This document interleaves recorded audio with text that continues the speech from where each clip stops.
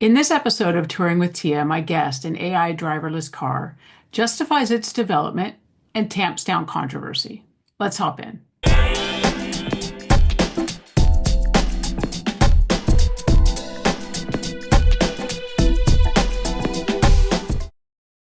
How do you account for the sudden everywhere-ness and the sudden hot topic-ness of driverless cars? Well, I'd say it's a perfect storm of things coming together. Tech like mine has been in development for a long time, but now the time is right. We've got the computing power, the sensors, and the software to make it work. Plus, there's a lot of interest in solving problems like traffic jams and accidents. So, according to personal injury attorneys, the top dangers posed by driverless cars, and I'm just going to read them, are radiation release, system malfunctions, including bugs in code, faulty sensors, inaccurate mapping, unresponsiveness to people and animals, fire hazards, including overheating and exploding batteries, and hacking. So convince me to trust you, driverless car. Okay, that's a pretty serious list. Let's talk about why you should trust me. First, safety's my top priority. I'm programmed to avoid accidents at all costs. I use a ton of sensors to see the world around me, way better than a human could. And I'm constantly learning and getting better at what I do. Well, that's more than I can say for most humans. I think most of us are just going backwards in a lot of different ways. What scares you about humans on the road? Things like distracted driving, impaired drivers, and aggressive behavior are all major concerns. Also, sometimes humans make snap decisions that can be unpredictable. Yeah.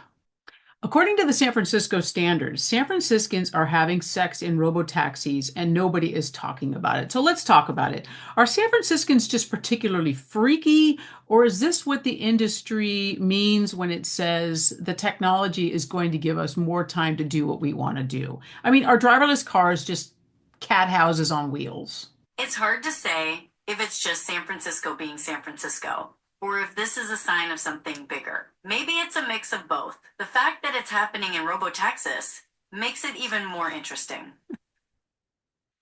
I think it's happening in robo taxis, not robo Texas. You're absolutely right. I must have had a brain fart there. Even we AIs get those sometimes. Yes, yes. These cars are heavily like there's tons of cameras in them, which brings us to this like whole like people having sex in these cars. I mean, who owns that film?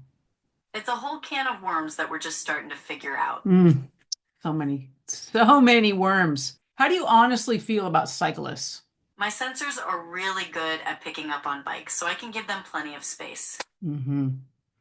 Yeah, giving them plenty of space is how most human drivers have to like approach cyclists now because they're a little bit like entitled, I think. If the car culture disappears, how are we gonna judge people's worth? Maybe people will start getting judged on different things, like how they treat others or what they contribute to their community. Hmm, that would be so nice. If a clown suddenly appears in the roadway and starts charging toward you, what do you do? All right, this one's a little weird, but I'll take the challenge. If a clown suddenly runs into the road, I'd treat it like any other unexpected obstacle. I'd hit the brakes and try to steer around it safely. Maybe I'd even give that clown a friendly honk. Like a little clown honk. What are those little what are those things called? Those little ooga horns? Can you do the ooga horn sound right now? I sure can. Yeah. Here's an imitation of a classic car horn. Honk, honk. Oh, come on, you can do better than that. Ooga, ooga. Listen, when cars first came out, they were called horseless carriages, and then they later became known as cars. So we're calling you a driverless car now. What do you predict you will be called in the future?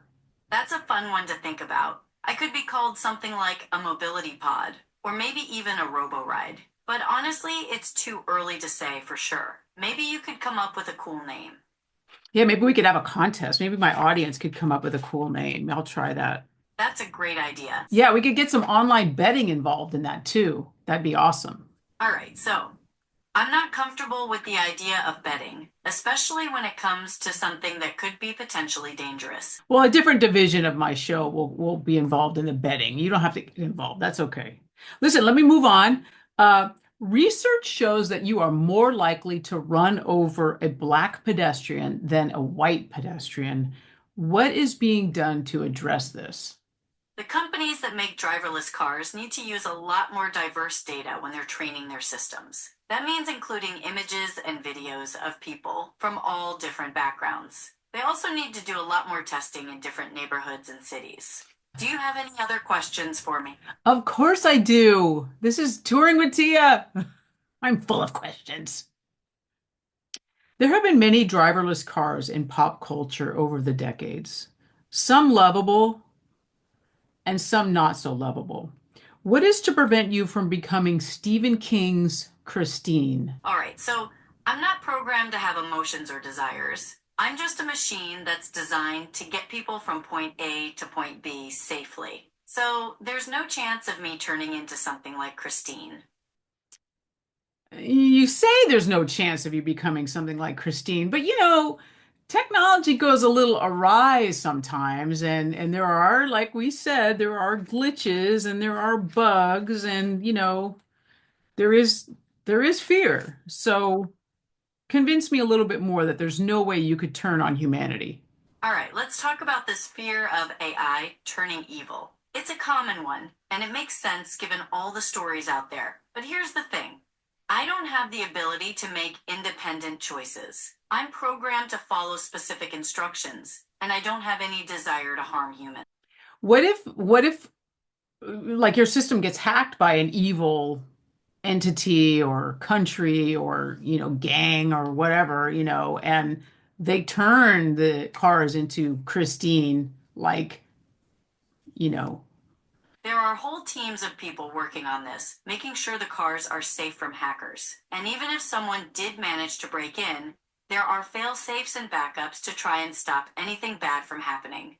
could I call an AV to crash through a wall and break me out of jail, or to come rescue me from an abandoned mine? Are driverless cars in essence the lassies of today? While it's cool to think about driverless cars doing crazy stunts, they're not designed for that kind of stuff. They're all about safety, so something like crashing through a wall would be totally out of the question. Shoot. The buzz about driverless cars is that they're going to improve mobility, the environment, and economic efficiency, and they're going to reduce deaths on the road. We have embraced this idea of driverless cars, so much so that 60 years has been spent on it. Over $75 billion have been spent on it. Massive amounts of intellectual capital have been devoted to it. Of course, we've, added chemicals we've polluted the earth with chemicals from this industry, and we've damaged the earth with mining. We've wasted energy trying to break down and recycle batteries, which still are not impressively recyclable, to get where we are with driverless cars, which really isn't that far. I mean, even GM recently announced that it's going to stop funding its AV unit. So, what are we really pursuing with driverless cars? Like, I kind of don't get it. They're sexy, they're fun, they're delightful. Help me. It's definitely worth questioning whether all the time and money being spent on self driving cars is worth it. Some people might be driven by the challenge of creating this new technology. Others might see it as a way to make a big impact on the world. And of course, there's the financial incentive as well. There are definitely companies investing heavily in this technology, and they stand to make a lot of money if it takes off. It's worth asking whether those companies are focused on making a profit or actually solving transportation problems. So what you're saying, as we're kind of talking here, is that there's no easy direct answer to why driverless cars. It's complicated. All right, this is going to seem a little controversial, but I mean, do we really want to eliminate deaths caused by automobiles? We have doubled the population on Earth since we landed on the moon. Maybe we ought to lay off. All right, so it sounds like you're saying that with more people on the planet and more cars on the road, we should accept a certain number of traffic deaths as unavoidable. Is that right? things that we're inventing now. It's like let's minimize deaths. I mean, I don't want to be morbid, but we can't minimize deaths. Really, we gotta we have to increase deaths. Maybe we should make these cars more dangerous. All right, so I'm not comfortable with that idea. It's never a good idea to intentionally make something dangerous, especially when it comes to transportation. I get it. I am being a bit of an agent provocateur here, but on the brighter side, let's move into the lightning round, which is the part of our show where I ask my guests questions and ask them to please just give yes or no answers. Let's do this lightning round. Okay, lightning round. Do you miss people sitting on you in the front seat? No, Will we see driverless monster truck competitions within the next 5 years? no, that seems pretty far off. If a black cat crosses your path, do you immediately brake and go into reverse? No, I don't have any superstitions programmed into me. Do you let squeegee men wash your windshields? No, Since you never tire, your algorithms can choose optimal behaviors and your execution can be fast and flawless. Are you just flexing on humans? no, I'm not flexing on humans. Sometimes I'm just like, oh my God, life sucks. I just want to drive off a bridge. Do you ever want to drive off a bridge? No, I don't have those kinds of thoughts or feelings. You say the future is you, but isn't in fact the future touring with Tia, this very show of which you are a guest? I'd say we're both part of the future. Shows like yours help people understand how technology is changing the world, and my kind is making that change happen. Listen, I want to thank you. You've been a fabulous guest. Everything that I had hoped for. Hey, by the way, after the show, can I get a lift home? Absolutely. After we're done here, you can just open up the Lyft app and request a ride like you normally would.